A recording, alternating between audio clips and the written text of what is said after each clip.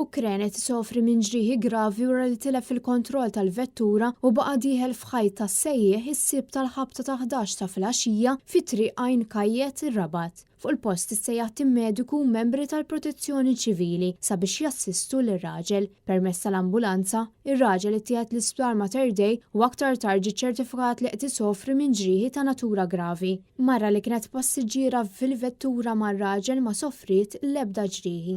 Sewwieq ta' mutur ta' 40 sena qed isofri minn ġrieħi gravi wara li kienu involut f'ħabta ma' karozza fi triq Edgard Bernard il-Gżira il-ħadd tal-ħabta ta' nofsinhar neqsin kwart. Il-pulizija u tim mediku mill-isptar Mater Dei marru immedjatament fuq il-post fejn is-sewwieq tal-mutur ingħata l-għajnuna meħtieġa. Iktar tard ttieħed l-isptar permezz ta' ambulanza fejn ġie ċertifikat li qed isofri minn ġrieħi gravi. Mara ta' 63 sena minn Ħal-Qormi qed issofri ġrieħi gravi wara li ttajret minn karozza fi triq il-kbira San Giuseppe il-Ħamrun għall-ħabta tal-ħadd f'nofsinhar. Il-pulizija marru fuq il-post u sabu li l-vettura kienet misjuqa minn raġel ta' 71 sena residenti l-Ħamrun. Fuq il-post intalbet l-assistenza ta' tim mediku li wara li taw l-ewwel għajnuna lill-vittma din ittieħdet l-isptar Mater Dei għal iktar kura. L-investigazzjonijiet tal-pulizija dwar dawn l-inċidenti għadhom għaddejjin.